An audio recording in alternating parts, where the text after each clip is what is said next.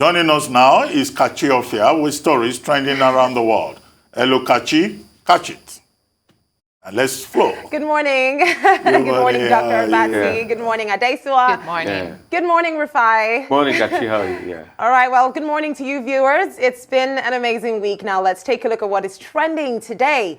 Now, the Commissioner for Gender Affairs in Enugu State, Honorable Peace Naji, has urged mothers to reserve their breast milk for their babies and not their husbands. The commissioner, who stated this in a remark at a UNICEF media dialogue, said it is wrong for men to share their wife's breast milk. Now, the commissioner urged mothers to practice exclusive breastfeeding as well for their babies for at least the first 6 months after their birth because of the numerous benefits. Now, Honorable Peace Naji also expressed her displeasure with some musicians who release albums that tend to tease sagged breasts as well, arguing that if a woman's breast is flat, it's as a result of the fact that she has breastfed. And, it's a noble thing. Now, this conversation touches on many things. One, it definitely touches on body shaming, which for the longest time has been said to be one of the most pathetic things for anyone to do, because we should all just learn to embrace people's bodies as they are. We do not know what circumstances led to the way they look. The second thing is the preference of men out there. Now, just yesterday on Arise 360, a rapper had to come out to tell the world, because, people were basically telling his wife to stop breastfeeding her baby, who's 5.5.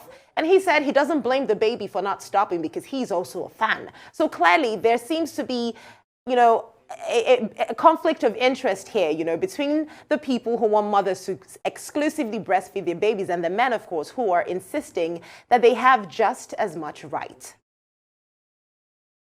Okay, should I go first? Go ahead. Yes.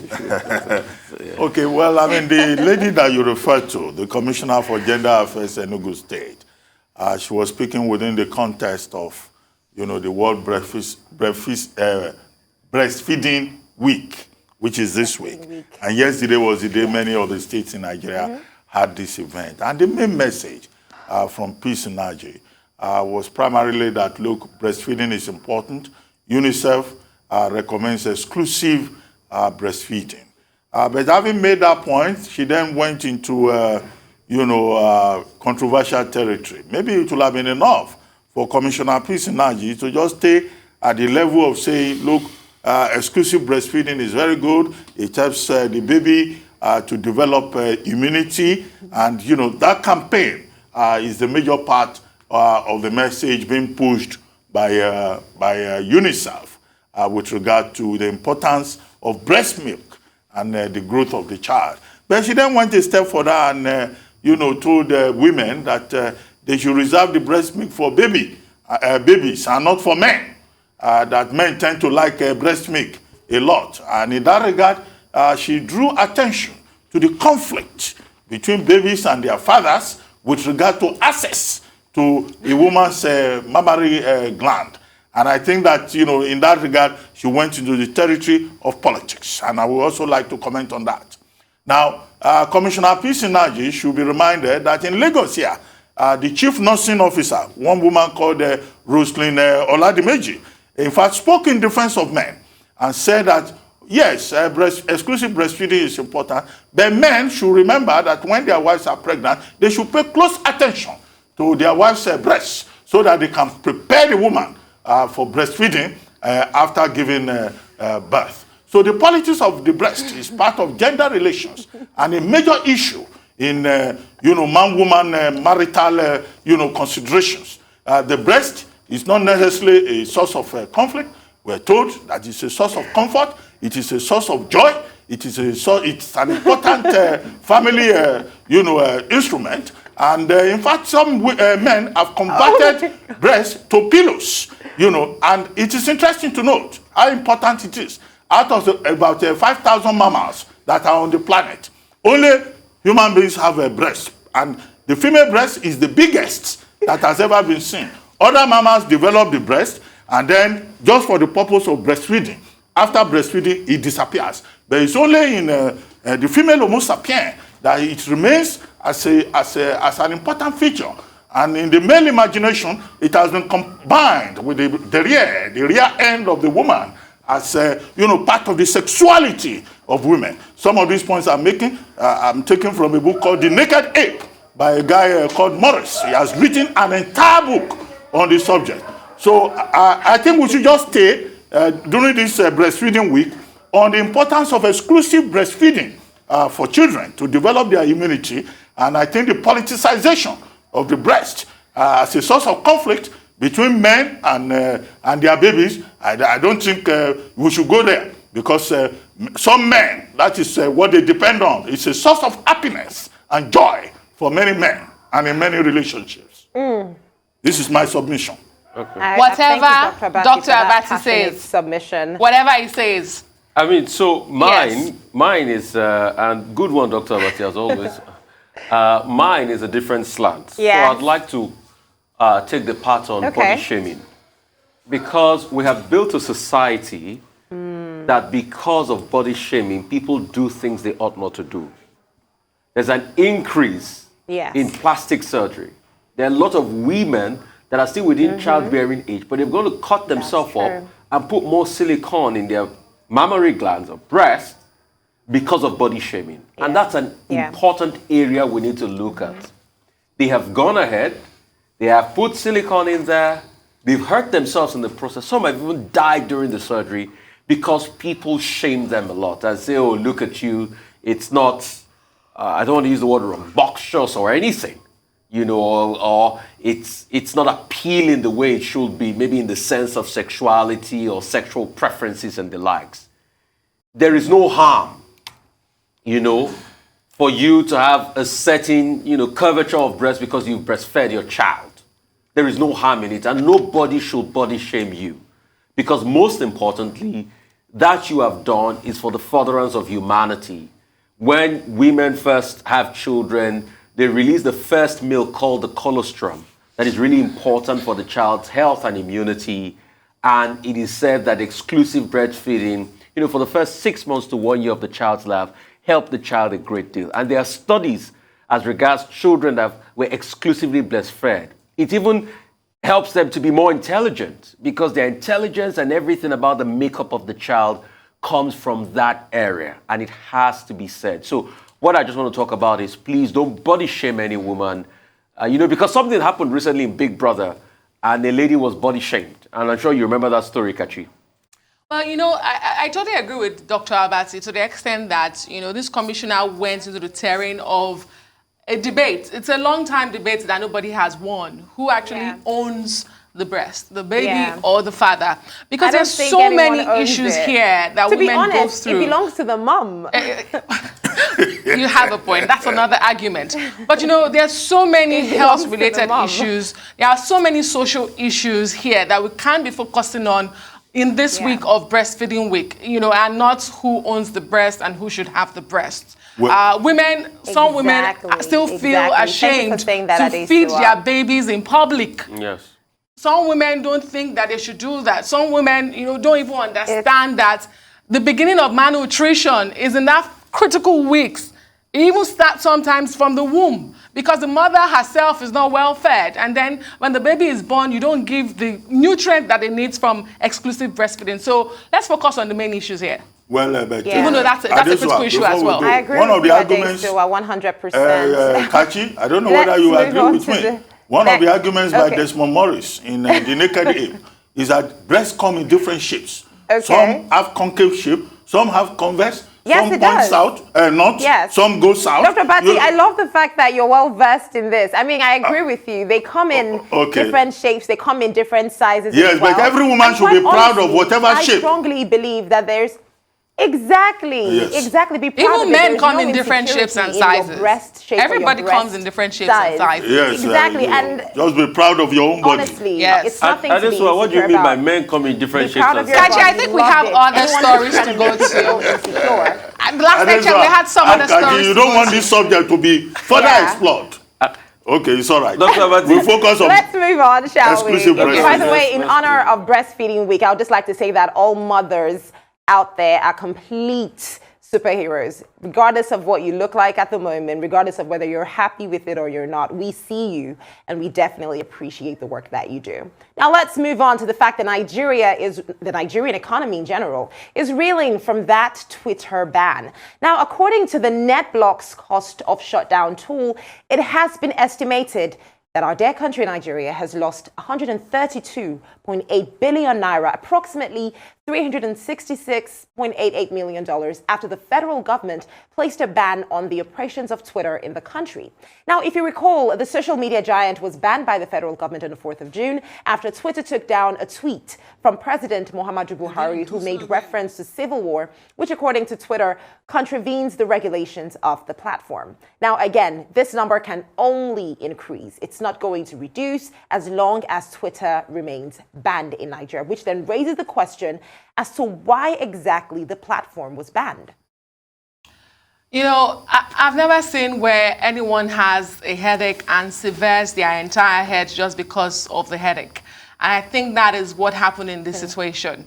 If the government had a problem with extremists or wrong usage of social media platform, in this case Twitter, I think there were other ways to go around it other than this knee-jerk reaction that continues to backfire and hurts the economy. Social media marketing has changed the way we do businesses. It's the new marketplace, especially for young Nigerians. So to me, these numbers, I even think that they are underreported. For me, these numbers are not a surprise at all. We should have seen this coming. There were better ways to do this.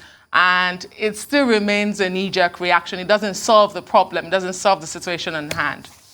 Well, you're saying that Nigerian businesses may have lost over 132 billion as a result of the continued ban on Twitter. About 61 days now.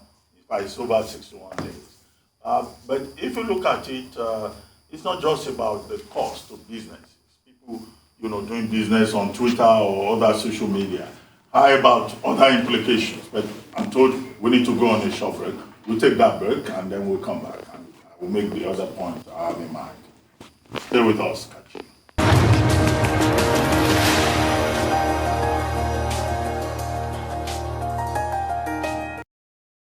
Welcome back to the Morning Show here on the Arise News Channel. Kachi Ofia is still with us with stories trending around the world. Kachi, do I have your permission to comment on the story about Twitter? Yes, you said Nigeria loses... We would love to hear your thoughts on this. Yeah, you said according to the report by NetBlocks, that Nigeria has lost about $132 billion over a period of 61 days since Twitter was banned in Nigeria on June 5. My take is that perhaps, that's even an underestimation. It's probably more than that. The report from NetBlocks talks about a loss of about $250,000 per day. Well, they may be close to it, principally for the fact that many Nigerians do business on Twitter. It's a platform for social interaction, for engagement, for, promotion of businesses and all of that. But what we're surprised about is the fact that it has taken so long. I mean, it's almost more than 30 days now that we were told that the Nigerian government has set up a panel to negotiate with a team from Twitter. So what is the status of that negotiation, of the discussion, of the controls that the Nigerian government says they will put in place? All of a sudden, we're no longer hearing anything. But beyond business and the loss in terms of figures, how about the loss in terms of, the effect on the individual? There are many Nigerians today who have managed to remain sane because they are busy on social media. They use the Twitter to communicate with people, to engage with people, and many of those persons have been denied the opportunity, of that platform in terms of social interaction. Who is going to measure the psychological effect of it? Who is going to measure the effect of this ban on a major platform in terms of mental health for many Nigerians? You may say that there are alternatives, Facebook, Instagram, but people make their own choices in terms of what they use. There are many Nigerians who have refused, in the face of the ban on Twitter, to migrate to other possible alternatives. There is Kukuku. It's now in Nigeria. In fact, there was a story about President Buhari being a major, promoter of Kukuku. But how many people are even aware of that Indian app? And persons have raised questions. Was Twitter banned to create, an inroad to provide an opportunity for kukuku from India? So these are some of the questions. But definitely, when you suspend or ban or attack, a particular platform for human expression, engagement, of course, there will be costs. Not just monetary, but also, sociological. I mean, there are a lot of things that when you look at this Twitter ban, you'll know we've missed it. And the public backlash will not be now. I mean, yeah, people might have talked in Nigeria, but the backlash will linger for so many years. Because what we've told the international community is that we can't accept different thoughts, different opinion. Free speech is hampered in this country. And recently, I think the Commonwealth Association was telling us that. Many associations all over the world have been telling us that about free speech. They're looking at the case with Twitter. And it has to be said, the livelihood of Nigerians. You'll be amazed how many small businesses are on Twitter. People that their business address is Twitter. They tweet at the jobs they have or things they have, and people get to buy through their service there on Twitter. And you've taken that away. In a country where 33.3 million people, 33% unemployment rate, underemployment rate over 20%, you put underemployment rate and unemployment rate is going to close to 60% in this country. And most of the people on Twitter, when you look at the age demography, are the people from 18 to about 40, 50. Those the same people that the government have not been able to create jobs for. And you feel that, we'll ban this, we'll move ahead. The question is, if you do this now and nobody challenges you, do you think you have done it and you have hurt people? You've hurt your own economy. And that's why this conversation we're having, we all know, and we'll always go back to that formative idea, that if the president didn't make that tweet and his tweet wasn't taken down, will Twitter have been removed? No. And even the telco companies are losing money on Twitter. The telco companies that used to sell a lot of their airtime via data and the likes on Twitter have stopped making that money now. So their money is reducing, it's dropping, and everybody's taking the heat. We saw recently how the NIN registration debacle led to MTN losing 7.6 million subscribers. So we are degrading our own economy because we want to prove a point. I think we should have a strong rethink about it. Make the ecosystem flexible. Unban Twitter, please. Let people go back to their livelihoods. And let's not forget, a lot of these same people use Twitter to get into power. Over to you, Kachi. Exactly. Don't make it more difficult. Don't make a difficult situation even more difficult. That's just what it is. A lot of Nigerians depend on this platform for their livelihood, like you rightly said, Dr. Bati Adeisu and Rufai. But let's move on now, viewers. This week, we spoke a lot about child abuse. We spoke a lot about bullying. And we also spoke a lot about how the society treats children. Let's take another story now. Nigerians in social media have reacted to a picture of a 10-year-old boy, Bello Abdul Kadir Ado, who reportedly joined a local vigilante group in Safana local government area of Katsina State.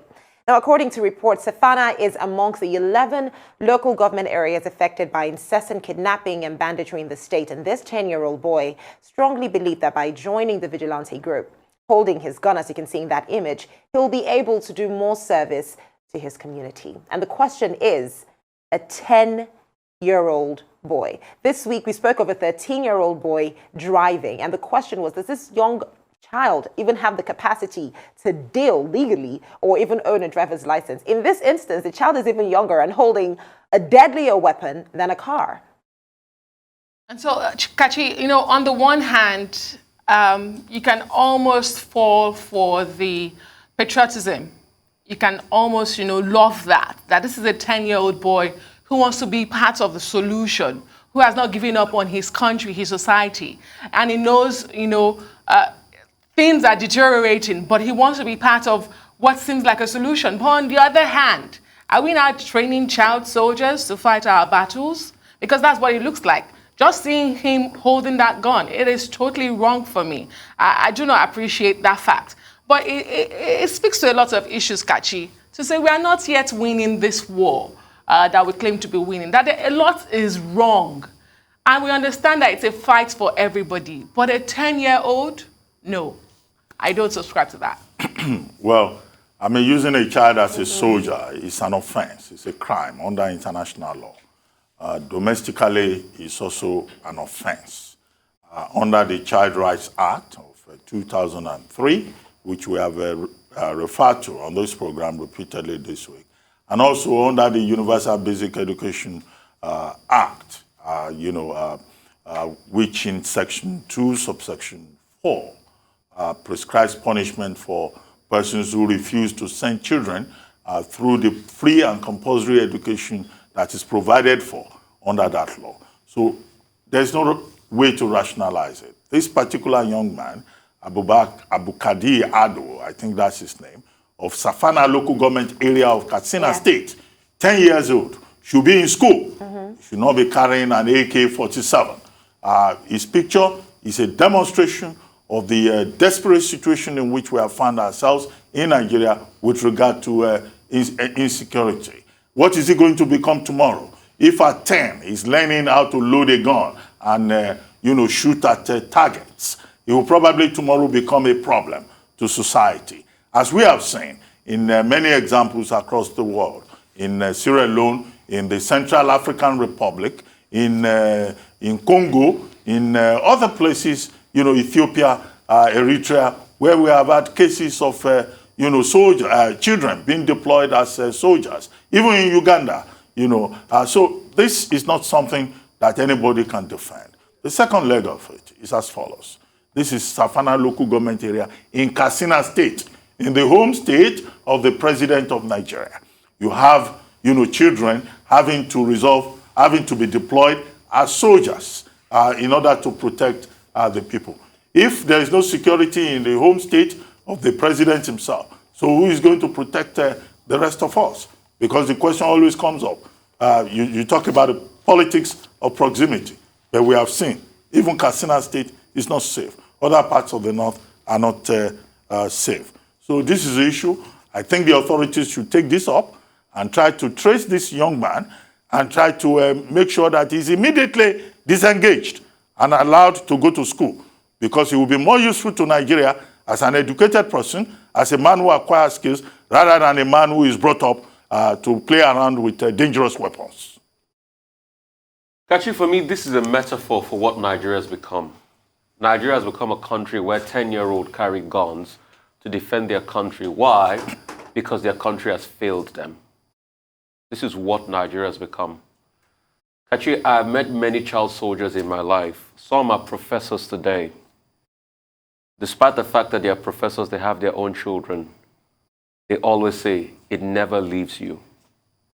So if Nigeria can't train its children in school, if a child born in Nigeria cannot complete primary school, if a child born in Nigeria has a 5% chance of going to university, and primary school completion rate is less than 50% in Nigeria, and it's become a country where 10-year-olds carry guns, that's a metaphor for what Nigeria has become. The state is failing. Okay, thank you very much, Kachi Ofia. Wish you a very happy weekend, although there is an unresolved matter. You didn't allow Adesua to tell us about how there was nothing to explain. There was absolutely nothing to explain. You're trying to hush me up. No. You said men come in different shapes and sizes. Just as you described women in different sizes. Exactly. I would have loved to hear that. Anyway, thank you, Kachi, and that's all.